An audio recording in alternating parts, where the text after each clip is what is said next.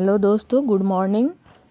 आज हम बात करने जा रहे हैं पर्यावरण से संबंधित एक महत्वपूर्ण टॉपिक पर, जिसका नाम है जल संकट, परिमाणात्मक एवं गुणात्मक क्षरण। अर्थात जल संकट की समस्याएं क्यों उत्पन्न हो रही है, इस हमारे समझ क्या क्या चुनौतियां आ रही है और इससे निपटने के लिए हम क्या कर सकते हैं। बहुत पहले मध्यकाल में अकबर के शासनकाल में रहीमन ने कहा था, रहीमन पानी राखिए बिन पानी सब सुन, गए न उबरे मोती मानुष चुन। उन्होंने मध्यकाल में पानी की महत्ता को बताया कि पानी कितना महत्वपूर्ण है, इसे बनाए रखना कितना आवश्यक है। तो आइए आज इसी सिलसिले में हम अपने टॉपिक को आगे बढ़ाते हैं। जल संकट क्या है और इसकी चुनौतियां क्या है, इसके लिए हम क्या कर सकते हैं। पानी की कमी सतत विकास के लिए प्रमुख चुनौतियों में से एक है, क्योंकि पानी न केवल मानवता के लिए बल्कि कृषि उत्पादन, खाद्य सुरक्षा के लिए भी आवश्यक है और हमारे पारिस्थितिकी तंत्र की जीवन धारा है। फिर भी जनसंख्या वृद्धि और जलवायु परिवर्तन के कारण हमारे मीठे पानी के संसाधन चिंताजनक दर से कम हो रहे हैं। असामयिक और अनियमित वर्षा से प्रतिवर्ष नदियों में आने वाले विनाशकारी बाढ़ों का पानी बहकर समुद्रों में चला जाता है। आर्थिक शब्दावली में पानी सर्वोपकारी वस्तु है, जिसे मेरिट गुड भी कहा जाता है, इसीलिए मुफ्तखोरी की समस्या से ग्रसित है। आइए एक रिपोर्ट से जानने का प्रयास करते हैं। संयुक्त राष्ट्र के निकाय खाद्य और कृषि संगठन अर्थात FAO और अंतर्राष्ट्रीय जल प्रबंधन संस्थान ने 5 अक्टूबर 2023 को रोम जल संवाद में कृषि में जल गुणवत्ता जोखिम और जोखिम शमन का सह लॉन्च किया, जिसके अनुसार फसल और पशुधन खेती के साथ साथ मछली पालन या जलीय कृषि को भी कवर कर सकते हैं।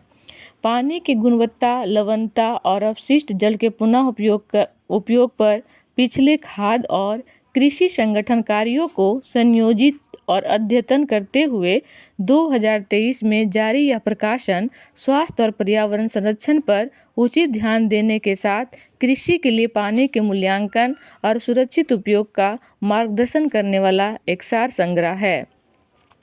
जल महत्वपूर्ण पारिस्थितिकी तंत्र सेवाओं का समर्थन करता है और फसल और पशु उत्पादन के लिए गैर प्रतिस्थापन योग्य इनपुट के रूप में कार्य करता है। जल किसी देश के आर्थिक विकास, स्वास्थ्य और लचीलेपन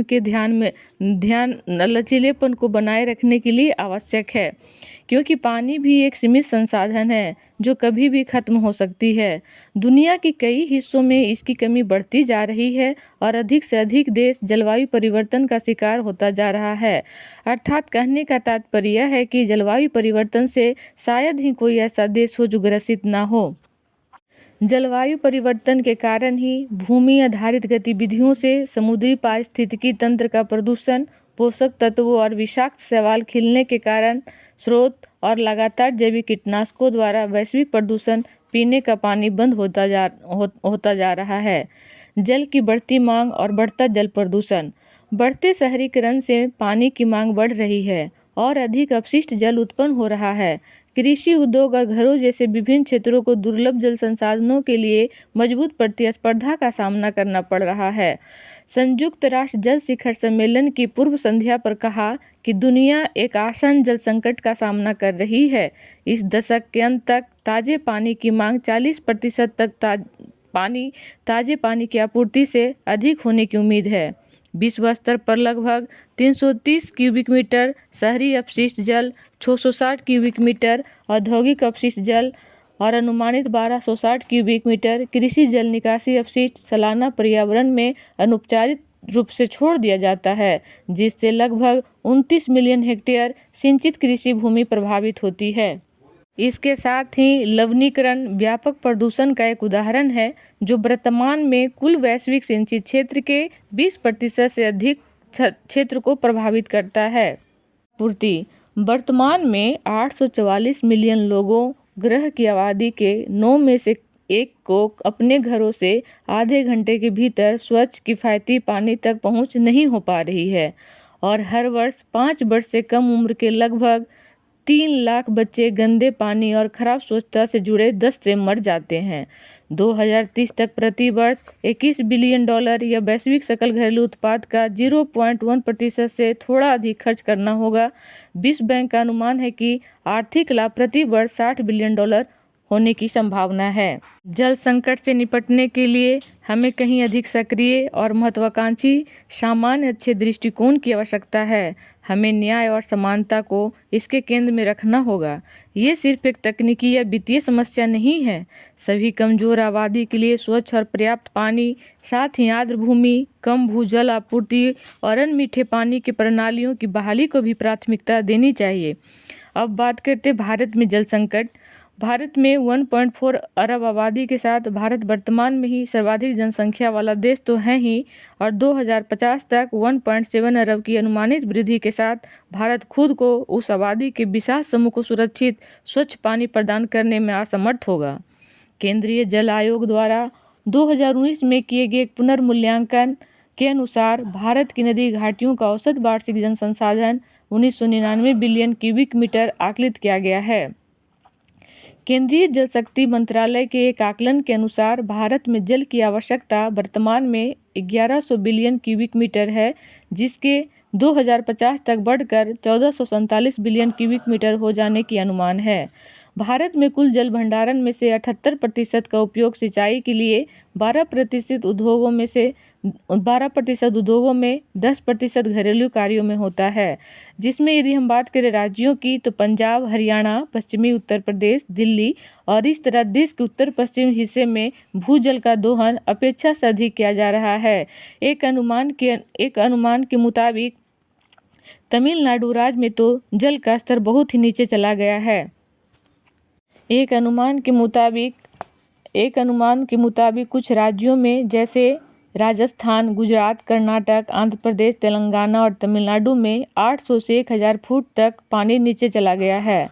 भारत की विडंबना यह है कि यहाँ कुछ राज्य जल की कमी से ग्रसित होते हुए भी ऐसी फसलों का उत्पादन को प्राथमिकता दे रहे हैं जिनमें सिंचाई के लिए अधिक जल की आवश्यकता होती है।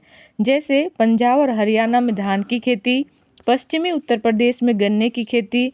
धान की खेती को प्रधानता देने का मुख्य कारण इसकी खरीद सरकार द्वारा घोषित MSP पर किया जाना है। इसी प्रकार गन्ना के लिए सरकार द्वारा उचित और लाभकारी मूल्य की घोषणा किया जाना, चीनी मिलें इससे कम मूल्य पर गन्ना की खरीद नहीं कर सकती है। अब हम बात करते हैं कि इसे दूर करने के लिए क्या करना चाहिए। तो पहला, जल निस्पंदन प्रणाली का विकास करना। पानी तक पहुँच होना एक बात है और पानी पीने के लिए सुरक्षित पानी तक पहुँच होना दूसरी बात है। प्रभावी जल निस्पंदन प्रणालियाँ यह सुनिश्चित करने में मदद करती है कि मीठे पानी का अच्छा उपयोग किया जा सके। यही कारण है कि दुनिया भर में कई कंपनियां परिष्कृत जल निस्पंदन सिस्टम विकसित करने के लिए प्रतिबद्ध है, जो बैक्टीरिया, रोगाणुओं और अन्य दूषित पदार्थों से मुक्त शुद्ध पानी का उत्पादन करती है और स्वच्छ पेयजल को अधिक से अधिक स्कूलों, अस्पतालों, कार्यस्थलों और घरों में पहुंचाती है। दूसरा, जल प्रबंधन को बढ़ावा देना। पानी की कमी के खतरे को कम करने के लिए दुनिया के हर समुदाय को प्रयास करना होगा। अब पहले से कहीं अधिक दुनिया के सभी रूपों में जल प्रबंधकों की आवश्यकता है।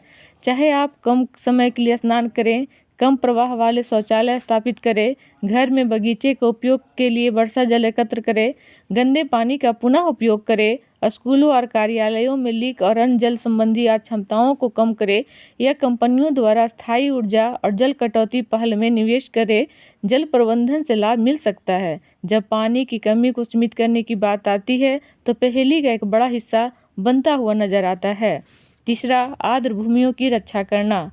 आर्द्र भूमियाँ प्राकृतिक जल निस्पंदन प्रणालियाँ हैं। इसका आशय है कि पानी इकट्ठा करने और शुद्ध करने में उनकी बड़ी भूमिका है। आर्द्र भूमियाँ चिंताजनक दर से लुप्त हो रही है, लेकिन आर्द्र भूमियों के संरक्षण से बड़ा लाभ हो सकता है।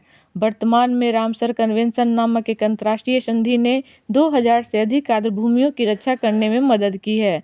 चौथा पॉइंट, सिंचाई दक्षता में सुधार। औद्योगिक कृषि जल संसाधनों के सबसे बड़ी निकासियों में से एक है।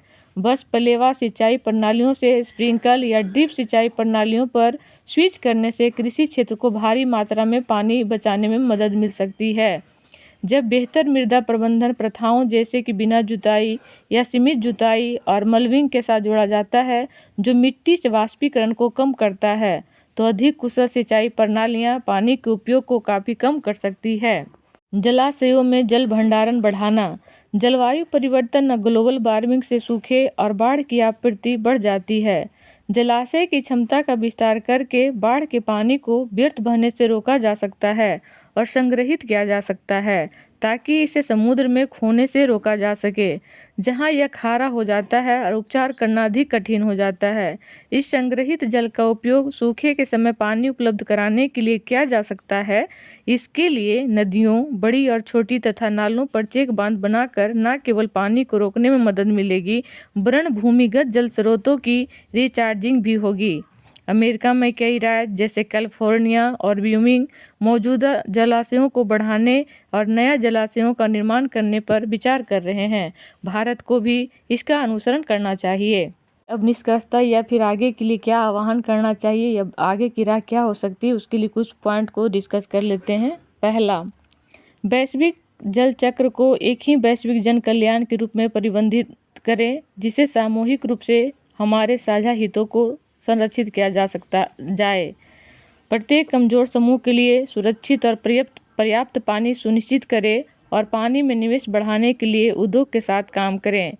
पानी की कम कीमत चुकाना बंद करें। गरीबों के लिए उचित मूल्य निर्धारण और लक्षित समर्थन से पानी का उपयोग अधिक कुशलतापूर्वक, अधिक न्याय संगत और अधिक टिकाऊ ढंग से किया जा सकेगा।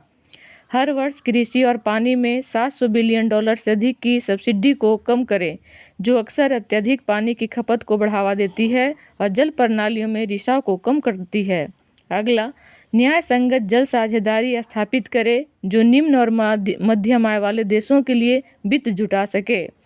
अगला, इस दशक में आर्द्र भूमि और घटते भूजल संसाधनों का बहाल करने, उद्योगों में उपयोग किए जाने वाले पानी का पुनर्चक्रण करने जैसे मुद्दों पर तत्काल कार्रवाई करें।